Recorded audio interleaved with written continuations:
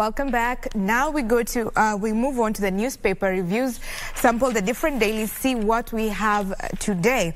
On the People Daily, the front page reads Uganda sorry as Ruto visits. The full story is on page 4, where the Ugandan President Yoweri Museveni yesterday moved to quell a possible diplomatic tiff with Kenya when he offered an apology over incendiary tweets posted by his son, now military general, as reports emerge that President William Ruto is set to visit the neighboring country this weekend. The President Museveni acknowledged that the Lieutenant General Muhoozi remarks were inappropriate as they interfered with the internal affairs of Kenya. On foreign duty, the president is from Addis Ababa.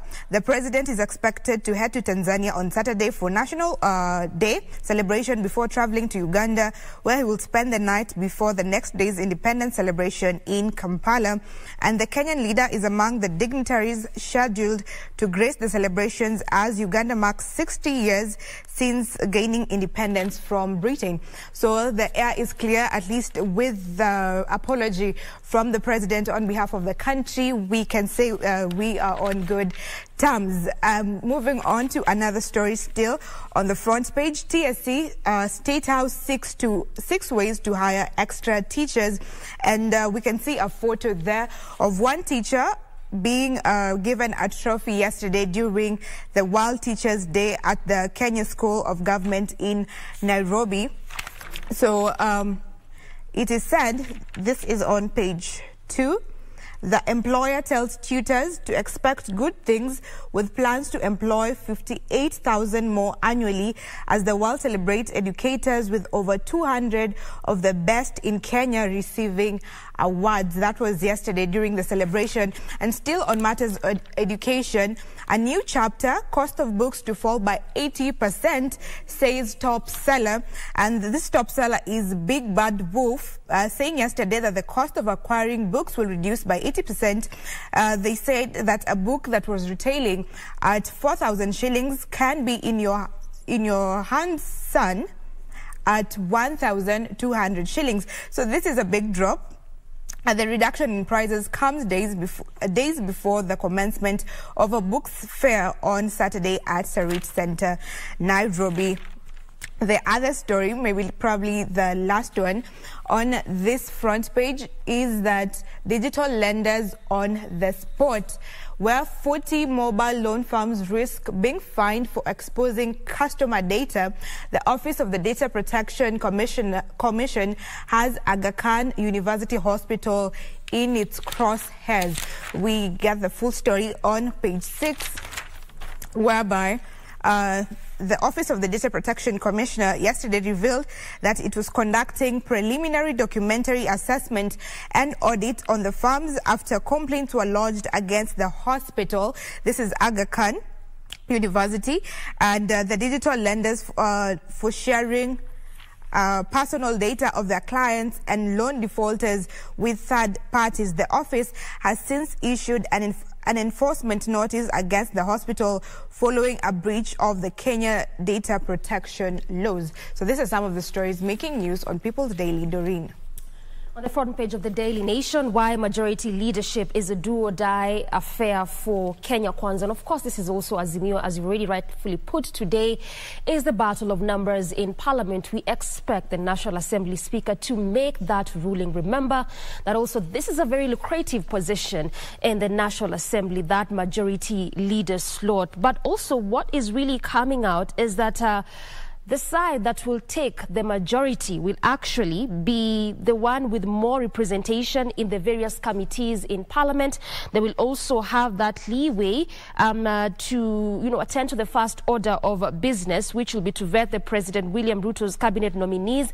The concerns being raised is that Azimio's controlling this committee would mean a hostile report in will mean that a hostile report is inevitable, as the coalition's lawmakers have openly vowed to reject nominees facing criminal cases. Remember, there has also been a lot of conversation in respect to Chapter 6 of the Constitution, Leadership and Integrity, and where it lies, given the fact that some of those nominees really have active cases in court. So we wait to see, I beg your pardon, how this ruling will come forth. Also, remember that on Tuesday, where Parliament officially opened its first sitting, the first day, there was that particular debate that was ongoing, and this was just in respect to help the National Assembly Speaker make a proper decision in who has the numbers in Parliament. So there's really going to be an interesting day to just see how all that will pan out, given the fact that both factions still maintain they carry the day in respect to who has the majority in numbers. Away from that, 40 digital lenders probed for misuse of personal data. This has been an ongoing conversation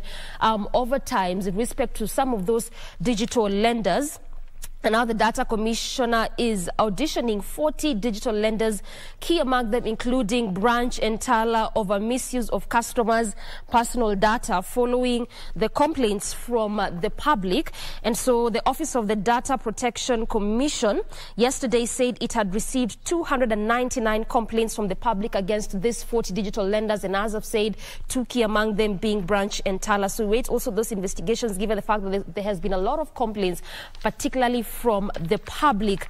And Ngirishi withdrawal of election case hands Waiguru a lifeline. This actually happened yesterday, where the former women representative of Kirinyaga County had filed a petition against Governor Anne Waiguru over how elections were conducted in that particular county. But recently she has withdrawn that particular petition, and Ngirishi told a pre-trial conference at the High Court in Kerugoya that she did not wish to pursue the matter. We have also seen that happen with the case that was filed against the nominee for agriculture, that is the CS agriculture nominee, that is Mythical Inturi, against those cases of sexual assault as well as rape. Also, you know, that case, that particular case that was filed by the specific woman, again, also that particular petition removed, I should say. So clearly we are seeing quite a lot happening in the political space in respect to some of these cases being filed, because again there has been a lot of concerns in respect to these leaders that have been elected as well as those nominated for various positions, you know, having active cases,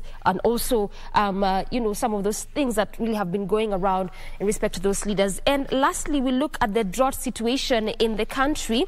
This particular committee was handed to the Deputy President to just see how they're going to come up with mitigating factors to salvage the issue of drought that's really is resulting to death cases in most parts of the country, particularly in the north and eastern parts of the country. But what is really coming up is that now more than 92,000 people affected by this drought situation in the country will have to wait longer due to cash crunch. We have seen since the beginning of this year the state employ various measures to just alleviate the issue of drought, key among them being cash transfers, relief foods. In fact, just the other week we saw the president flagging off relief foods that are supposed to go to these parts of the country really affected. But now, as it turns out, as mentioned by Governor Dado Godana, is that some of those Kenyans will really just have to wait a little longer. But the question still underlies and remains, can we really just come up with perhaps long-term solution to solve the issue that is drought, so that it does not continue to be a cycle over time? Marie.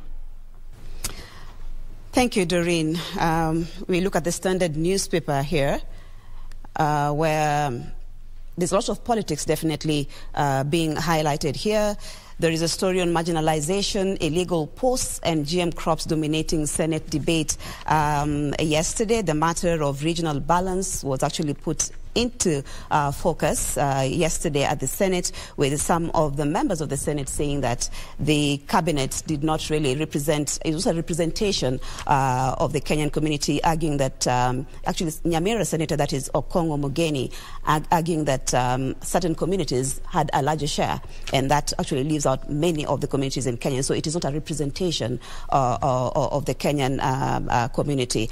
But at the same time, those allied to the Kenya Kwanza refuted that, saying that President William Ruto's cabinet is a representation of the Kenyan community as a whole. Also, issues coming up during the Senate debate yesterday was the issue of the genetically modified organisms, and It's been a debate for a very long time, and the government recently lifted the 10-year ban on genetically modified crops, that is, with Ruto's allies pushing for the speedy adoption of GMOs. Probably this is also to address the issue of food security in the country, especially now that most counties, especially in the northeastern part of the country, are grappling with starvation and hunger.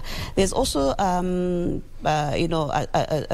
talk on members of parliament poking holes on the speech by President William Ruto.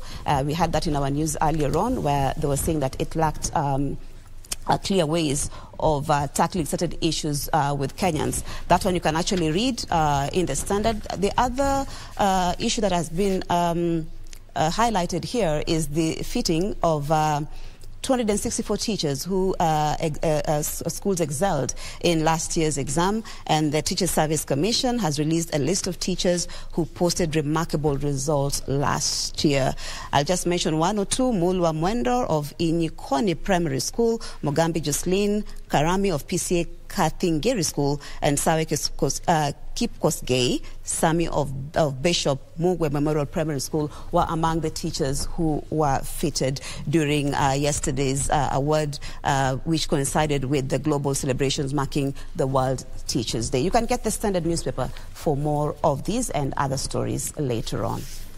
So over to you, Doreen.